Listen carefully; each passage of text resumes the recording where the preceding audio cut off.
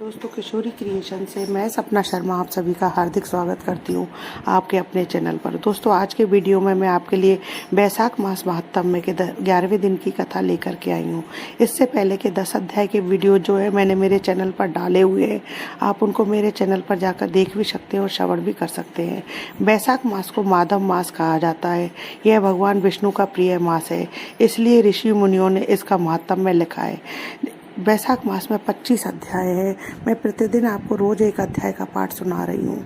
मैं आपको बैसाख मास महात्म्य में 11वें अध्याय सुनाऊंगी। बैसाख मास का 11वां अध्याय शुरू करूँ उसके पहले आइए मैं आपको वरुथनी एकादशी की महिमा के बारे में कुछ जानकारी देती हूँ। बैसाख मास को माधव मास कहते हैं और एकादशी को माधव तिथि कहते हैं। अतः स्पष्ट है कि बैसाख मास की दोनों एकादशी बहुत महत्वपूर्ण होते हैं। बैसाख मास में आने वाली पहली एकादशी जो है वरुथनी एकादशी कहलाती है। एकादशी बैसाख मास के कृष्ण पक्ष को आती है। एकादशी वाले दिन भगवान श्री हरि विष्णु के वराह अवतार की आराधना की जाती है। व्रत करने से सभी पापों का नाश होता है। यदि आप यह व्रत करने के बारे में सोच रहे हैं तो वरुथनी एकादशी का संकल्प मन में करके एकादशी को अवश्य करें। संकल्प मन में करके करें। इसी के संकल्प मंत्र जो है वो निम्न प्रकार है। सत्य संकल्प सत्य चित्त सत्य वदस्तथा धर्मा धर्मोचा कर्मी चा अब कर्म विवर्जिता कर्म कर्ता चा कर्मेव कार्य तथैव चा श्रीपति नरपति श्रीमान सर्वस्वपति सर्जितम।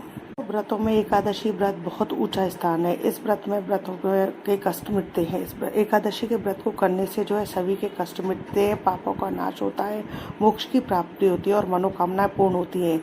इसके अतिरिक्त विभिन्न एकादशी की भी अलग अलग महिमा होती है। इस एकादशी के व्रत से व्यक्ति को सर्वदा समृद्धि और सौभाग्य की प्राप्ति होती है। व्रत में रात्रि में जागरण किया जाता है, इससे मंगल ही मंगल होता है। इस दिन श्री वल्लभाचार्य का जन्म हुआ था। इससे इस एकादशी की महिमा और बढ़ जाती है। पुष्टि मार्गीय वैष्णवों के लिए ये बहुत महत्वपूर्ण होता है। यह बैसाख मास महात्म्य के 11वें अध्याय को जानते हैं। 10वें अध्याय के बारे में पिछले अध्याय के बारे में थोड़ा सा जानते हैं। पिछले अध्याय में हमने जाना कि राजा मैथिल ने कहा देव जी से कहा कि अशून्य शयन व्रत की पारण की विधि बताइए। इस व्रत में क्या दान किया जाता है और उसका क्या फल होता है। देव ऋषि ने बताया कि भगवान पुरुषोत्तम की सोने या चांदी की मनोहर मूर्ति बनाकर को वनमाला पहनाकर सुगंधित पुष्पों और द्रव्यों से प्रतिदिन चौमासे में उसका पूजन किया जाता है। ब्राह्मण को सैया व वस्त्र दान करते हैं। मणि सहित इस व्रत में जो है भोजन कराते हैं। तरीके से श्रुतिदेव जी ने अशून्य शयन व्रत की संपूर्ण विधि बतलाकर बैसाख मास में छत्र दान यानी छाता दान की महिमा बताते हुए फल की कथा सुनाई और अंत में कहा कि बैसाख मास के धर्मों से कोई भी धर्म बड़ा नहीं है, इससे पापों को नष्ट करने वाला नहीं है। अतः बैसाख मास में आप जो भी धर्म कर्म करते हैं वह आपके सभी पापों का नाश करता है, अंत करता है। का वृत्तांत 11वें अध्याय में जानते हैं। आइए सुनते हैं बैसाख मास महात्म्य का 11वां अध्याय। पूछने लगा, हे महाराज, बैसाख के जो धर्म आपने वर्णन किए हैं वे बड़े सुलभ हैं और उनसे विष्णु भगवान प्रसन्न होकर तत्काल अर्थ धर्म काम मोक्ष प्रदान करते हैं। ऐसे वेद वेद धर्म संसार में ज्ञात नहीं है। यह क्या बात है, मुझसे कहिए। श्रुतिदेव बोले, हे राजन, बैसाख मास के कर्तव्य धर्म प्रख्यात क्यों नहीं है और अन्य धर्मों के संसार में ख्याति क्यों है। संसार में पुत्र पौत्र तथा धन संपत्ति सांसारिक भोगों के चाहने वाले मनुष्य बहुत हैं, इसलिए राजस और तामस धर्म संसार में प्रख्यात है। और जो इच्छा रहित सात्विक धर्म सुख प्राप्ति कर विष्णु भगवान को प्रसन्न करने वाले हैं वे पृथ्वी पर छिवाने योग्य हैं। इसका कारण बताता हूँ, सुनो। इक्ष्वाकु के कुल का भूषण काशीपुरी में नग का पुत्र सार्वभौम राजा बड़ा यशस्वी कीर्तिमान नाम का हुआ। वे जितेंद्रिय क्रोध को जीतने वाला ब्राह्मण और राजाओं में उत्तम था।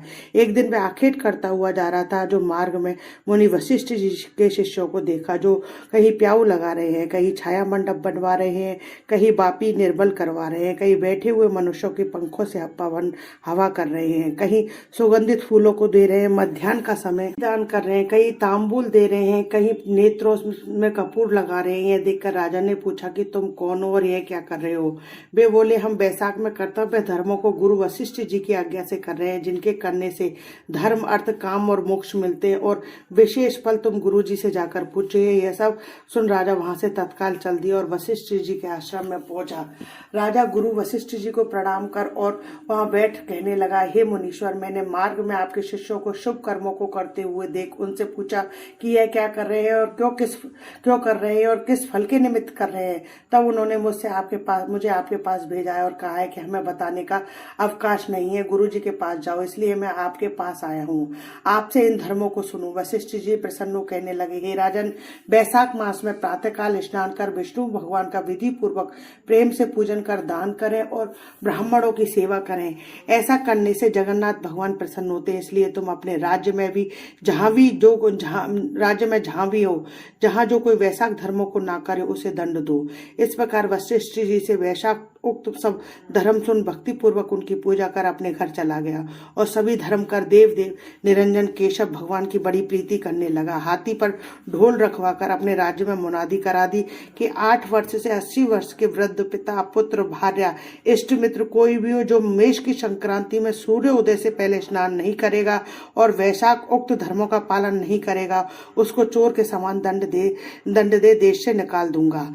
गांव गांव में धर्मोपदेशक ब्राह्मण नियुक्त कर दिए और धर्महीनों को दंड देने के लिए 10 सवार नियुक्त कर दिए। इस प्रकार इस चक्रवर्ती राजा के राज्य शासन में यह धर्म वृक्ष सब देशों में विस्तार पूर्वक फैल गया। जो मनुष्य प्रमाद से भी इस राजा के नगरों में मर जाते थे उनको निसंदेह विष्णु लोक प्राप्त होता था और यमलोक नहीं जाते थे, जिससे चित्रगुप्त को लिखने के लिए कुछ काम ना रहा। सभी पापी लोगों से नरक खाली हो गया। तब नारद जी धर्मराज के पास जाकर बोले, हे राजा, नरक में पहले जैसे हाहाकार शब्द अब सुनाई नहीं देते। खोटे कर्म करने वाले, माया और दंभ से बढ़े हुए पापी मनुष्य तुम्हारे लोक में क्यों नहीं आते? और चित्रगुप्त भी हाथ पर हाथ धरे बैठे हैं, इसका क्या कारण है? तब धर्मराज बोले, हे नारद, आजकल पृथ्वी का राजा ऋषिकेश पुराण पुरुषोत्तम का बड़ा भक्त है। उसने अपने देश भर में मुनादी करा रखी है कि सब छोटे बड़े बूढ़े मेष की संक्रांति में वैशाख मास के धर्म का पालन करें। उल्लंघन करने पर दंड के भागी होंगे। जिसके भय से वहां की प्रजा के लोग वैशाख के धर्मों का पालन करते हैं, इस कारण उनका मेरे लोक में आने का मार्ग बंद हो गया और सब ब्रह्म हत्यादि पापों से छूटकर सीधे विष्णु पद को प्राप्त होते। इसलिए मैं उस महाबली से युद्ध कर उसे मारूंगा। यदि वह मुझसे न मरेगा तो मैं ब्रह्मा के पास जा उनसे सब निवेदन कर स्वस्थ हो जाऊंगा। इस प्रकार नारद जी से सलाह कर मृत्यु, रोग, जरा आदि सेवकों तथा 50 कोटि यमदूतों को लेकर स्वयं यमराज दंड उठा भैंसा पर चढ़ पृथ्वी पर आए और शीघ्र ही उसने राजा की पुरी को घेर कर वहां शंखनाद करने लगे। तब राजा ने यह सुना कि यम ने यह पुरी घेरी है। तब अत्यंत क्रोध कर अपनी सब सेना सजा नगर के बाहर आया। सेना सजाकर नगर के बाहर आया। दोनों में घोर युद्ध हुआ। राजा ने यम को सारी सेना आदि को जीतकर क्षण भर में भगा दिया, जिससे क्रोध कर यमराज ने अपने अनेकों बाण चलाए और ढाल तलवार उठा राजा को मारने को आया।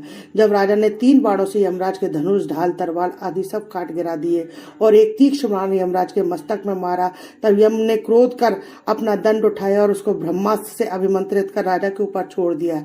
यह देख विष्णु भगवान ने अपने भक्त की रक्षा के लिए सुदर्शन चक्र छोड़ा, जो रण में ब्रह्मास्त्र का निवारण कर यम को मारने को उद्यत हुआ। राजा सुदर्शन चक्र को नमस्कार कर स्तुति करने लगा कि इससे यम की रक्षा कीजिए। तब सुदर्शन चक्र राजा की स्तुति करने पर वैकुंठ को चला गया और यम बहुत उदास हो ब्रह्मा जी के पास गया, जहाँ लोकपाल दिक्पाल बैठे उपासना कर रहे। उसने देखा चारों ओर इतिहास पुराण शरीर धारण कर खड़े हैं। नदी सरोवर मूर्तिमान विराजमान है। पीपल आदि सभी वृक्ष खड़े हैं। वाणी, बापी, कुआ, तालाब, पर्वत सब मूर्तिमान है। दिन रात, पक्ष, मास, कला, काष्ठा, निमेष, ऋतु, अयन, योग, संकल्प, विकल्प, निमेष, उन्मेष, रक्ष, योग, करण, पूर्णिमा, अमावस्या, सुख दुख, भय, लाभ, अलाभ, जय अजय, सतोगुण, रजोगुण, तमोगुण, शांत, मूढ़, अति पौर, प्राकृतिक विकार, कफ, वात, पित्त आदि सब चराचर मूर्तिवान सेना में खड़े हैं। उनके बीच में यमराज सेवकों सहित लज्जावान मुख मलिन कराटे वृक्ष की भांति